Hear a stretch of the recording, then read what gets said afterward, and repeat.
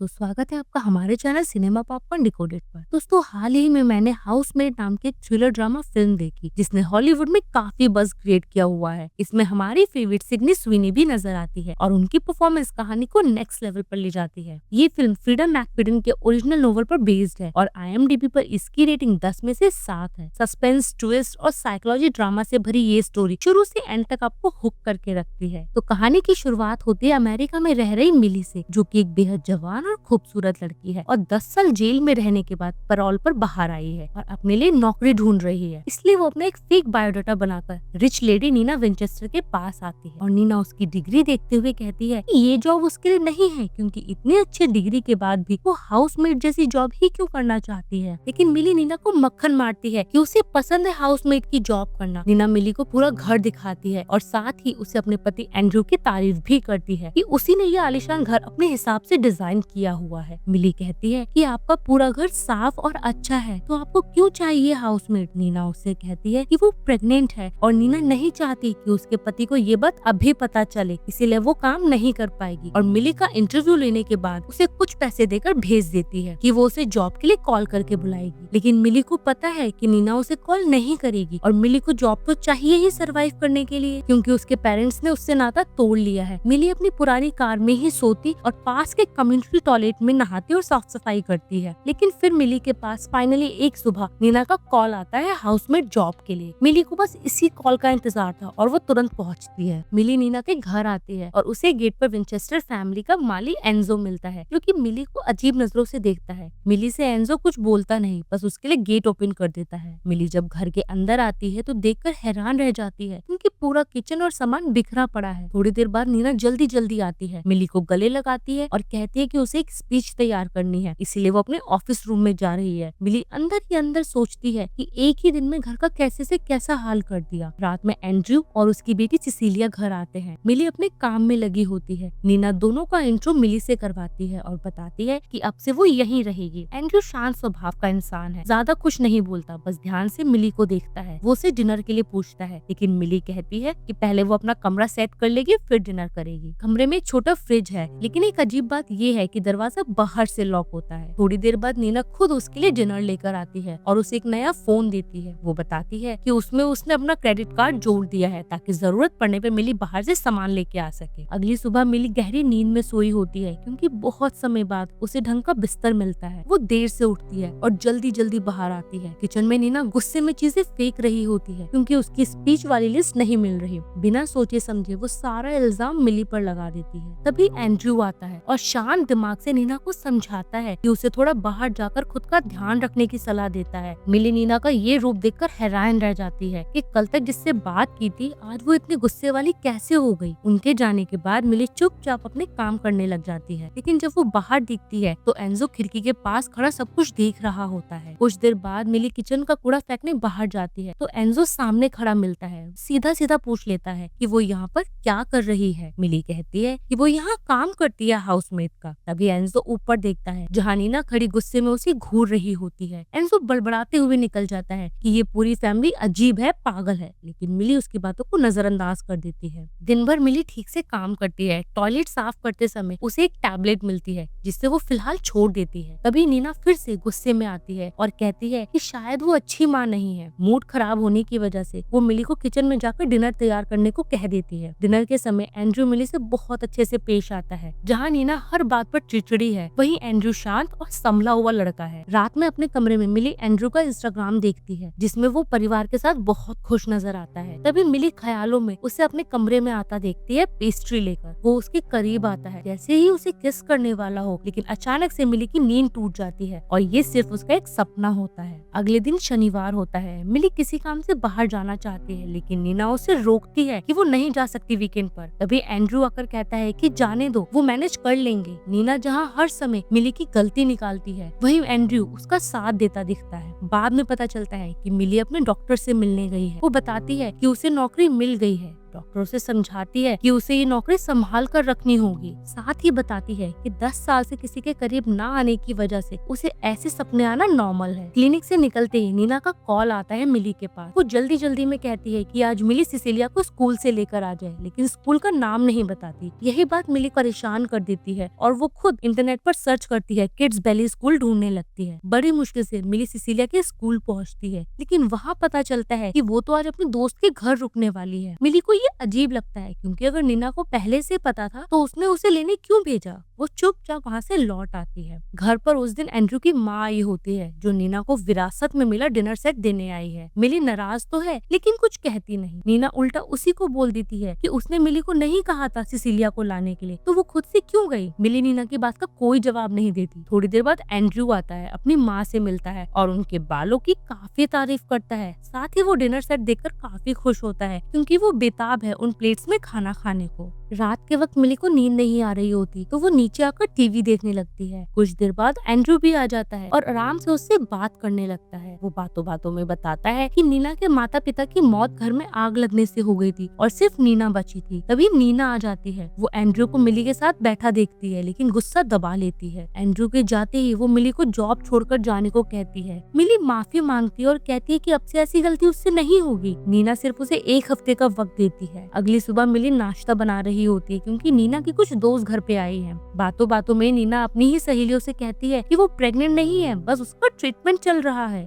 और ये सुनकर मिली चौंक जाती है, क्योंकि उसे तो नीना ने खुद को प्रेग्नेंट बताया था। नीना के बाहर जाते ही उसकी दोस्तें उसकी बुराई करने लगती है। उसकी स्किन, उसके बालों की जड़ों तक की बातें करती हैं और कहती है कि उसका पति कितना हैंडसम है। वहीं ये भी पता चलता है कि नीना 9 महीने मेंटल असाइलम में रह चुकी है। अब मिली को समझ आ जाता है कि बात सिर्फ हार्मोन की नहीं है, मामला कुछ और है। वो ये सब अपनी डायरी में लिख रही होती है। थोड़ी देर बाद नीना मिली से कहती है कि अगले हफ्ते वो और एंड्रू ट्रीटमेंट के लिए गायनेकोलॉजिस्ट के पास जाएंगे। जब अगले हफ्ते दोनों घर से निकलते हैं, तो उनके जाते ही मिली चुपके से नीना के कमरे में जाकर उसकी दवाइयां चेक करती है, इंटरनेट पर सर्च भी करती है और अब उसे पक्का यकीन हो जाता है कि नीना सच में वो दिमागी रूप से बीमार है और उसका ट्रीटमेंट चल रहा है। और वो तुरंत अपने दोस्त को कॉल करके कहती है कि उसके लिए कोई नई नौकरी ढूंढे, क्योंकि यहाँ उसके लिए टिक पाना बहुत मुश्किल है। और ये सब बातें सिसिलिया खुद सुन लेती है और उससे पूछती है कि क्या वो जाने वाली है, लेकिन मिली बातों को टाल देती है। कुछ देर बाद नीना और एंड्रू लौटते हैं। नीना रोती हुई घर के अंदर आती है। एंड्रू सिसिलिया को कमरे में भेज देता है और शाम के वक्त मिली को बताता है कि नीना अब कभी माँ नहीं बन सकती, क्योंकि उसके अंदर के एग्स खत्म हो चुके हैं। वो ये भी कहता है कि सिसिलिया उसकी अपनी बेटी नहीं है और उसे अपना बच्चा चाहिए था, जो अब बिल्कुल भी पॉसिबल नहीं है। आधी रात को मिली को चीखने की आवाजें सुनाई देती है। वो नीचे जाती है। काफी देर दरवाजा खटखटाने के बाद नीना दरवाजा खोलती है। उसके हाथ में एक बड़ा कांच का टुकड़ा होता है, वो भी खून में लथपथ। मिली डर जाती है कि कहीं उसने एंड्रू को मार तो नहीं दिया। तभी एंड्रू आता है और नीना से वो कांच का टुकड़ा लेकर अंदर चला जाता है और गेट बंद कर देता है। मिली बहुत हैरान होती है नीना के इस बिहेवियर से। अगली सुबह घर में अजीब सी शांति होती है। नीना की हालत ठीक नहीं लग रही। चेहरा मुरझाया हुआ, बाल बिखरे हुए, आंखें लाल पड़ी हुई हैं, जैसे मानो वो पूरी रात ना सोई हो। वो अपनी पुरानी ड्रेस मिली को लाकर देती है और कहती है कि उसके लिए महंगे ब्रॉडवे टिकट्स और प्लाजा में होटल बुक कर दे, क्योंकि नीना फिलहाल एंड्रू के साथ कुछ वक्त बिताना चाहती है। और इस बात के लिए मिली मान जाती है। बाद में जब वो सिसिलिया के साथ क्लास में होती है, तो दूसरी हाउसमेट्स बताती हैं कि नीना पहले भी अपनी बेटी को डुबोकर मारने की कोशिश कर चुकी है। ये सुनकर मिली गहरी सोच में पड़ जाती है कि क्या नीना सही औरत है भी या फिर नहीं। क्लास के बाद मिली सिसिलिया को घर छोड़ती है और बाहर एंजो से पूछती है कि वो इस परिवार को पागल क्यों कहता है। एंजो कुछ भी साफ नहीं बताता, बस कहता है कि उसे यहाँ पर नहीं होना चाहिए। तभी नीना आकर एंजो को डांट कर भगा देती है। फिर वो मिली से ब्रॉडवे टिकट्स के बारे में पूछती है और साफ मुकर जाती है कि उसने ऐसा कुछ भी नहीं कहा। वो गुस्से में टिकट के पैसे मिली की सैलरी से काटने की बात करती है। मिली समझाने की कोशिश बहुत करती है कि वो इतना बड़ा खर्चा अफोर्ड नहीं कर सकती, लेकिन नीना उसकी एक नहीं सुनती। तभी एंड्रू आता है नीना के लिए फूल लेकर, लेकिन नीना बिना पूरी बात सुने अंदर चली जाती है। लेकिन एंड्रू मिली से कहता है कि उसे कुछ भी पे करने की जरूरत नहीं है। मिली एंड्रू को थैंक यू कहती है। नीना जब भी अपने पागलपन में गलती करती है, एंड्रू उसे बहुत आराम से शांत होकर हैंडल कर करता है और अक्सर वो मिली को नीना के गुस्से से बचा लेता है। शनिवार को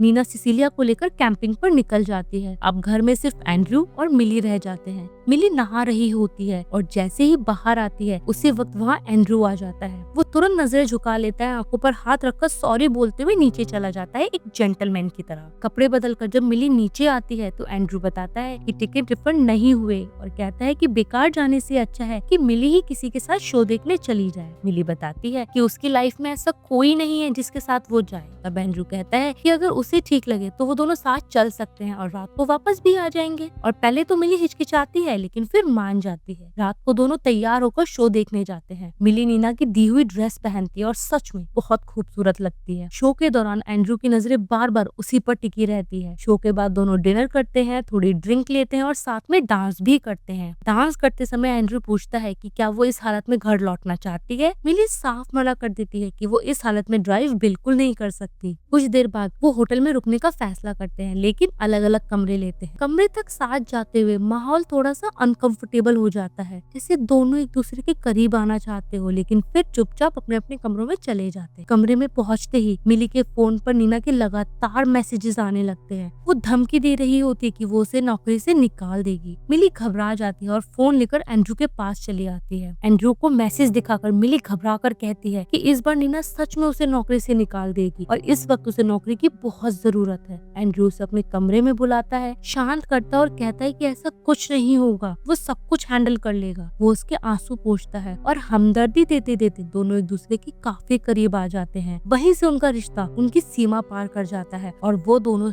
एक रात साथ बिताते हैं। सुबह एंड्रयू कहता है कि नीना जल्द घर पहुंच सकती है इसलिए उन्हें पहले पहुंचना हो। दोनों जल्दी से घर आते हैं। अंदर आने के बाद मिली कहती है कि नीना के आने से पहले वो कपड़े बदलकर किचन संभाल लेगी। एंड्रयू खुद को दूर रखने की बहुत कोशिश करता है मिली से, लेकिन आखिरकार वो फिर से मिली के करीब चला जाता है, उसे किस करता है और उसे अपनी गोद में उठाकर अपने कमरे में ले जाता है। कुछ देर बाद नीना घर लौटती है। घर में तो पहले सन्नाटा लगता है, फिर किचन में मिली खाना बनाती दिखती है। नीना पिछली रात के मैसेज के लिए माफी मांगती है मिली से और कहती है कि वो गलती से भेज दिए थे। नाश्ते के दौरान वो अचानक से मिली से पूछती है कि क्या उसने इतना अच्छा खाना बनाना जेल में सीखा था, और ये सुनकर मिली हैरान रह जाती है क्योंकि उसने तो ये बात किसी को बताई तक नहीं। एंड्रयू भी चौंक जाता है कि मिली ने उससे इतना बड़ा सच छुपाया। नीना मिली को अपनी कार की चाबी देते हुए कहती है कि इसे वो यूज कर सकती है जब तक उसकी कार ठीक नहीं हो जाती। लेकिन इतने सवालों के बाद मिली परेशान होकर घर से बाहर निकल जाती है। सुपरमार्केट में वो सोचती रहती है कि नीना जानबूझकर ये खेल खेल रही है या फिर उसकी मानसिक हालत सच में खराब है। वहीं नीना की एक दोस्त मिली से मिलती है और मिली का फोन देकर उसे बताती है कि महंगे फोन अक्सर मेड को इसलिए दिए जाते हैं ताकि उन पर नजर रखी जा सके, और अब मिली को समझ आ जाता है कि उसे फोन क्यों दिया गया था। कुछ देर बाद जब वो ग्रोसरी कार में रख रही होती है तभी पुलिस आकर उसे गिरफ्तार कर लेती है। आरोप लगता है कि उसने अपनी बॉस की कार को चुराया है और ये बात साफ है कि ये सब कुछ नीना ही करवा रही है। थोड़ी देर में एंड्रयू वहाँ पहुँच जाता है और मिली को पुलिस से छुड़ाकर अपने साथ घर ले जाता है। घर लौटते वक्त मिली एंड्रयू से माफी मांगती है कि उसने अपने 10 साल जेल में रहने की बात छुपाई जबकि वो सिर्फ एक हायर स्कूल की बात थी। एंड्रयू प्यार से समझाता है कि वो सब कुछ बीत चुका है और अब मायने भी नहीं रख। मिली उसे ये भी बताती है कि नीना को उनके रिश्ते यानी कि उनके अफेयर के बारे में पता चल चुका है। घर पहुंचकर एंड्रयू नीना को नीचे बुलाता है और शांत लेकिन स्ट्रिक्टली पूछता है कि उसने पुलिस वाला ड्रामा क्यों किया। नीना मानती है कि उसे सब पता है लेकिन फिर भी वो सारा का सारा ब्लेम मिली पर डालती है और उसे दोबारा जेल भेजने की धमकी देती है कि उसने उसके महंगे कपड़े चुराए। ये सुनकर एंड्रयू गुस्से में नीना को घर से निकाल देता है कि उसका बिहेवियर अब बहुत ज्यादा बदल चुका है। नीना के तो होश उड़ जाते हैं कि एंड्रयू एक मेड के चक्कर में उसे घर से निकाल रहा है। जाते जाते नीना मिली को एक थप्पड़ लगाती है और घर छोड़कर निकल जाती है। नीना के जाने के बाद एंड्रयू और मिली साथ रहने लगते हैं। एंड्रयू जैसे इसी पल का इंतजार कर रहा था। दोनों साथ समय बिताते एक दूसरे के और करीब आते हैं और सब कुछ नॉर्मल दिखने लगता है। एक दिन मिली नाश्ता बनाती है उन्हीं बर्तनों में जो एंड्रयू की माँ लाई थी और जिनसे उन्हें खास लगाव है। तभी दरवाजे पर एंजो दिखाई देता है जैसे कुछ कहना चाहता हो। उसे देखकर मिली डर जाती है और उसके हाथ से बर्तन गिर के टूट जाते हैं। शोर सुनकर एंड्रयू आता है और सबसे पहले टूटे बर्तनों को देखता है। मिली बताती है कि ये सब कुछ एंजो की वजह से हुआ है तो एंड्रयू गुस्से में उसे भी घर से निकाल देता है। बाद में वो वो मिली को समझाता है कि टूटे हुए बर्तन को संभाल के रख दे, क्योंकि वो किसी को जानता है जिनसे वो इन सबको जुड़वा देगा। मिली टुकड़े समेट कर रख देती है और घर को देखती है जैसे अब उसे यहाँ पे सुकून मिल गया हो। वो पूरे घर में घूमते हुए जब वो सिसिलिया के कमरे में जाती है तो एक छोटा सा घर का मॉडल देखती है। उस मॉडल में एंड्रू और सिसिलिया साथ दिखते हैं, जबकि नीना अलग और बेकार हालत में दिखती है जिसकी परवाह किसी को नहीं। ये देखकर मिली को अजीब तो लगता है, लेकिन वो कुछ और सोचकर वहाँ से चुपचाप कमरे से निकल जाती है। जबकि नीना को इतना पागल क्यों दिखाया गया अभी तक समझ में नहीं आया। कुछ घंटों बाद एंड्रू घर आता है और देखता है कि वही टूटी हुई गंदी प्लेटें अभी भी टेबल पर रखी है, एक एनवलप में करके।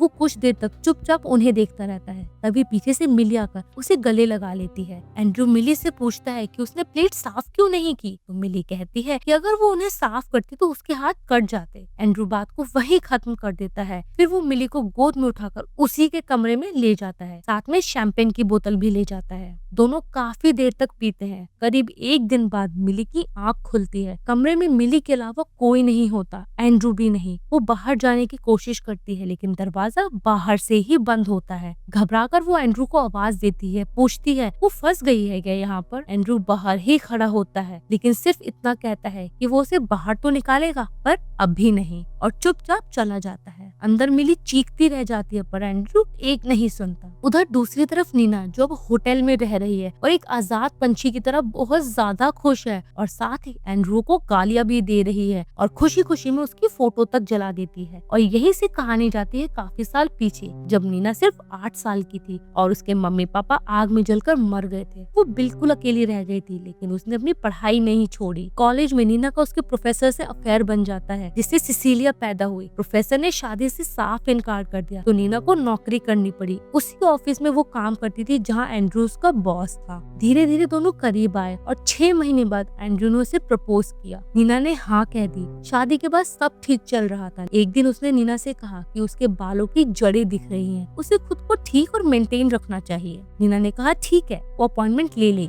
शाम को जब नीना बिना बाल ठीक करवाए लौटी तो एंड्रू ने नाराज होकर उसे स्टोरेज रूम में अपने नोट्स ढूंढने भेजा। जैसे ही नीना अंदर गई, एंड्रू ने दरवाजा लॉक कर दिया बाहर से। उसने कहा कि उसकी बात ना मानने की सजा मिलेगी। फिर वो उसे मजबूर करता है कि वो अपने सिर से जड़ों समेत 100 बाल को तोड़कर एक लिफाफे में डाले। यहीं से साफ हो जाता है कि एंड्रू का असली चेहरा क्या है। वो प्यार के नाम पर कंट्रोल और सजा देने वाला इंसान है। कुछ दिन तक नीना उसी स्टोरेज रूम में बंद रही। खाने को कुछ नहीं, पानी भी बहुत कम। कुछ दिनों तक तो नीना सहती रही, लेकिन फिर उसे अपनी बेटी सिसिलिया के बारे में सोचा और तय किया कि उसके लिए उसे ये सब कुछ सहना होगा। आखिरकार उसने अपने बालों को जड़ों समेत तोड़ना शुरू किया और दरवाजे के नीचे से बाहर सरका दिए। कुछ घंटों बाद एंड्रू आया। उसने बाल देखे और कहा कि उनमें से एक बाल की जड़ नहीं है, इसीलिए उसे अब ये सब कुछ प्रोसेस फिर से शुरू करना होगा। वो बिना गुस्से के बिल्कुल नॉर्मल तरीके से ये सब कुछ कहकर चला गया। नीना फिर रोते हुए दोबारा बाल तोड़ती है, और इस बार जब एंड्रू लौटता है तो दरवाजा खोलकर उसे पानी देता है और कहता है कि ये सब कुछ उसकी भलाई के लिए कर रहा है। वो नीना जल्दी जल्दी पानी पीती है और सीधा अपनी बेटी सिसिलिया के कमरे में जाती है।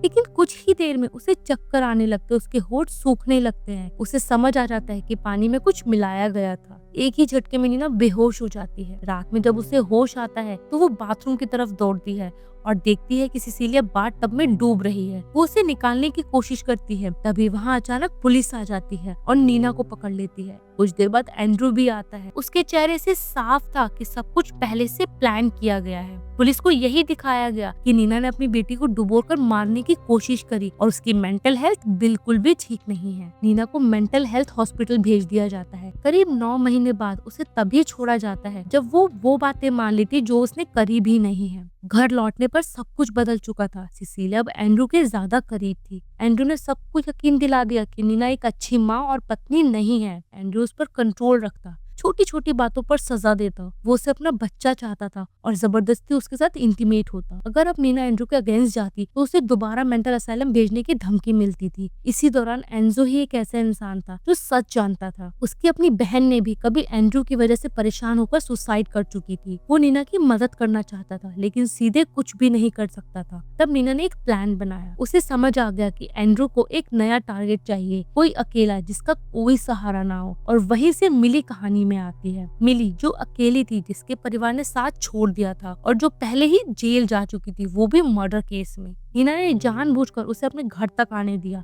क्योंकि वो जानती थी कि अगर एंड्रू का ध्यान मिली पर चला गया तो शायद वो खुद यहाँ से निकल सकती है। और ये सब पढ़ना नीना के लिए बहुत आसान था। कहानी फिर से प्रेजेंट में आती है। नीना अपनी बेटी सिसिलिया के साथ है और मिली उसी स्टोरेज रूम में बंद है। तभी एंड्रू आता है। उसके हाथ में वही टूटी हुई प्लेटों के टुकड़े होते हैं। वो दरवाजे के बाहर खड़े होकर मिली से कहता है कि उसने उसकी माँ के दिए हुए खानदानी बर्तनों के 21 टुकड़े किए हैं, इसलिए सजा भी होगी। मिली को उन्हीं टुकड़ों से अपने पेट पर 21 बार काटना होगा, तभी उसे बाहर निकाला जाएगा। इतना कहकर वो आराम से चला जाता है। मिली रोती है, चिल्लाती है, लेकिन कोई सुनने वाला नहीं। उसी बंद कमरे में वहाँ बैठी अपने अतीत के बारे में सोचती है। जब वो हाई स्कूल में थी, हाई स्कूल में भी उसे एक लड़का बेहद पसंद था, लेकिन जब उसी लड़के ने उसकी क्लासमेट के साथ रेप किया तो मिली से सहा नहीं गया। गुस्से में उसने उसका सर फोड़ दिया और वो मर गया। उसी केस में उसे जेल हुई। बहुत मुश्किल से वो पैरोल पर बाहर आई थी और अब उसे समझ आता है कि नीना जानती थी कि एंड्रू जैसा आदमी आखिरकार उसी को चुनेगा। कमरे में वही हाल था जो कभी नीना के टाइम पे था। बोतल का पानी, एक बाल्टी और बस। वही उसे एक छोटा सा चाकू मिलता है। कुछ देर सोचने के बाद मिली फैसला करती है कि वो अपने पेट पर धीरे धीरे 21 बार काटेगी। दर्द से कराते हुए वो चिल्लाकर एंड्रू को बताती है कि उसने सजा पूरी कर ली। उधर उसी समय नीना सिसिलिया के साथ एक रेस्टोरेंट में बैठी होती है। वो कहती है कि वो शहर से दूर चले जाएंगे। सिसिलिया कहती है कि मिली को भी साथ ले लेना चाहिए, लेकिन नीना मना कर देती है। कहती है कि मिली अपना ख्याल खुद रख सकती है। अगली सुबह मिली कमरे में खून से लथपथ पड़ी होती है। एंड्रू अंदर आता है, उसके माथे पर किस करता है जैसे कुछ हुआ ही ना हो। वो प्यार से बात करता है और कहता है कि उससे बहुत प्यार करता है, लेकिन कर्मों का फल तो देना ही पड़ता है। वो उसका टॉप ऊपर उठाकर उसके घावों को देखता है और कहता है कि वो उसे सब कुछ देगा जो वो चाहती है। उसी पल मिली के पास रखा छोटा चाकू उठाकर एंड्रू की गर्दन में घोंप देती है। उसका फोन लेकर बाहर भागती है। एंड्रू उसे पकड़ने की बहुत कोशिश करता है, लेकिन मिली उसे लात मारकर कमरे से बाहर निकल जाती है और बाहर से गेट को फौरन लॉक कर देती है। अंदर फंसा एंड्रू दरवाजा खोलने को कहता है। मिली उसके ही फोन से कैमरा ऑन करती है और कहती है कि अब उसे भूख लग रही है, वो नीचे जा रही है। नीचे आकर सबसे पहले मिली पानी पीती है, कुछ खाती है और तभी एंड्रू के फोन पर उसकी माँ का मैसेज आता है, जो कि पूछ रही होती है कि वो नीना से कब डिवोर्स ले रहा है। मैसेज पढ़कर मिली को साफ समझ आ जाता है कि नीना का अजीब बिहेवियर असल में क्यों था। वो उठती है और एंड्रू के माँ के दिए हुए पूरे क्रॉकरी सेट को निकालती है, साथ में एक प्लास भी लेती है। वो वापस उसी कमरे के बाहर जाती है। एंड्रू समझ जाता है कि मिली बाहर ही खड़ी है। वो भीख मांगने लगता है कि दरवाजा खोल दे। मिली भी नॉर्मली जवाब वही देती है कि अभी नहीं। वो प्लास दरवाजे के नीचे से अंदर सरकाती है और कहती है कि उसे एंड्रू का सामने वाला दांत चाहिए। और अब मिली भी एंड्रू को बताती है कि वाकई कर्मों का फल सामने आता ही है। और फिर मिली एंड्रू की माँ के दिए हुए बर्तन को तोड़ना शुरू करती है और अंदर फंसा हुआ एंड्रू शोर सुनता हुआ पागल हुआ जा रहा है और मिली को रोकने की बहुत कोशिश करता है। अब मिली उसे बताती है कि शायद नीना ने उसे नहीं बताया होगा कि आखिर वो जेल गई क्यों थी, क्योंकि उसने सच में मर्डर किया था। वो आखिरी दांव खेलती है, दरवाजे के नीचे केरोसिन ऑयल डाल देती है। डर कर आखिरकार एंड्रू तैयार हो जाता है। वो अपना फ्रंट का दांत तोड़ता है। एंड्रू अपना टूटा हुआ दांत दरवाजे के नीचे से बाहर सरका देता है। मिली उसे उठाती है और जाते हुए बस इतना कहती है कि सुबह मिलते हैं। रात में मिली नीचे बैठकर टीवी देख रही होती है। उधर नीना वापस आती है। उसे लगता है कि एंड्रू ने मिली को भी उसी तरह बंद कर रखा होगा जैसे कभी उसे बंद कर रखा था। वो चुपचाप घर में घुसती है। दरवाजा खुलने की हल्की सी आवाज से मिली का ध्यान भटक जाता है। वो फोन का कैमरा चेक करती है। अंदर एंड्रू दिखाई नहीं देता। मिली ऊपर की तरफ बढ़ती है। उसी समय नीना स्टोरेज रूम के दरवाजे तक पहुंच चुकी होती है। उसे लगता है कि अंदर मिली बंद है और अब वो धीरे धीरे ताला खोलती है, लेकिन जैसे ही दरवाजा खुलता है अंदर से एंड्रू बाहर निकलता है। वो सीधे नीना पर टूट पड़ता है, उसे धक्का देकर सीढ़ियों से नीचे गिरा देता है। तभी पीछे से मिली आती है और पास रखा वास उठाकर एंड्रू के सर पर देके मारती है। वो भागती है। एंड्रू उसके पीछे दौड़ता है और लगभग उसे पकड़ ही लेता है, लेकिन मिली घबराती नहीं। वो पहले उसके घाव पर जोर जोर से मुक्के मारती है और खुद को छुड़ाती और घर से बाहर निकल जाती है। एंड्रू वापस ऊपर नीना के पास आता है। इस बार वो खुद को बेबस दिखाता है, जैसे कुछ हुआ ही ना हो। वो नीना से माफी मांगता और कहता है कि मिली को वो एक फोन कॉल पर वापस जेल भिजवा देगा। एंड्रू नीना को ये तक बताता है कि वो चाहे तो अपनी जिंदगी फिर से शुरुआत कर सकते हैं एक साथ। नीना को उसके बातों पर हंसी आ रही होती है, लेकिन एंड्रू की अकड़ खत्म नहीं होती। वो फिर से नीना को यही जताता है कि नीना उसके बिना कुछ नहीं कर सकती, क्योंकि इस उम्र में तो कुछ भी करना पॉसिबल है ही नहीं जब उसके पास पैसे भी ना हो। लेकिन नीना तय कर चुकी होती है कि उसके साथ रहने से बेहतर है वो मरना चाहेगी। एंड्रू उसके पास बढ़ता है ताकि उसे मार सके। तभी पीछे से मिली आती है और उसे जोर से धक्का देती है। एंड्रू ऊपर से बुरी तरह नीचे गिरता है। नीचे फर्श पर गिरते ही उसकी मौत हो जाती है। कुछ देर तक दोनों खड़े रह जाते हैं, समझ नहीं आता कि करे क्या। फिर नीना झूमर से एक बल्ब निकालती है और उसे नीचे गिरा देती है कि ताकि लगे कि एंड्रू बल्ब बदलते वक्त वहाँ से गिरा और हादसे में मर गया। दोनों नीचे आती है। नीना शांत होकर मिली से कहती है कि वो यहाँ से चली जाए क्योंकि इसमें उसकी कोई गलती नहीं है। मिली एंड्रू का टूटा दांत उसकी डेड बॉडी के पास रखती है और घर छोड़ देती है। नीना आखिरी बार एंड्रू की लाश देखते हुए धीरे से कहती है कि एंड्रू, सबको कर्मों का फल मिलता है। आधी रात को पुलिस आती है पूछताछ के लिए नीना के पास। नीना आंसुओं के साथ बस इतना ही कहती है कि एंड्रू को हर चीज परफेक्ट चाहिए थी, शायद उसी वजह से ये हादसा हो गया। एक लेडी पुलिस उसे ध्यान से देखती है। वो बताती है कि सालों पहले एंड्रू की सगाई उसकी बहन कैथलीन से हुई थी, लेकिन उसने उसे छोड़ दिया। तब से उसकी बहन सदमे में है। ऑफिसर समझ जाती है कि एंड्रू का असली चेहरा क्या था। वो केस को एक्सीडेंट मानकर बंद कर देती है। नीना हैरान रह जाती है कि सब कुछ इतनी आसानी से खत्म हो गया। उससे अब समझ आ जाता है कि वो अकेली नहीं थी, शायद एंड्रू ने और भी लोगों की जिंदगी बर्बाद की होगी, लेकिन अब खेल खत्म हो चुका था। अगले दिन एंड्रू का फ्यूनरल होता है। सबके सामने नीना दुखी दिखती है, लेकिन उसके चेहरे पर एक अजीब सा सुकून होता है, शायद सालों बाद पहली बार। फ्यूनरल के बाद मिली उसे मिलने आती है। नीना उसे एक लिफाफा देती है और गले लगाकर कहती है, अब नई जिंदगी शुरुआत करो। फिर वो सिसिलिया के साथ वहाँ से चली जाती है। नीना के जाने के बाद मिली लिफाफा खोलती है। अंदर $1 लाख का चेक होता है। कुछ वक्त बाद मिली एक नई हाउसमेट की जॉब के लिए जाती है और जिसके पास जाती है वो नीना की अच्छी दोस्त है। बात करते हुए जब वो टेबल पर रखे चाकू की तरफ हाथ बढ़ाती है और कहती है कि मेरे पति को खुश करना आसान नहीं है, मिली की नजर उसी वक्त उस लेडी की कलाई पर पड़ती है। वहाँ पर साफ चोट का निशान होता है। मिली समझ जाती है ये सिर्फ हाउसमेट की नौकरी नहीं है, ये फिर से वही कहानी है। एक और घर, एक और कंट्रोल करने वाला आदमी और एक और औरत जो फंसी हुई है। मिली बस एक ही बात कहती है कि मैं कब से जॉब स्टार्ट कर सकती हूँ, और यही कहानी का दी एंड होता है। तो दोस्तों, आपको ये हाउसमेट मूवी कैसी लगी प्लीज मुझे कमेंट सेक्शन में आकर जरूर बताएं। बाकी मिलती हूँ किसी और एक्सप्लेन वीडियो के साथ, तब तक के लिए टिल देन बाय।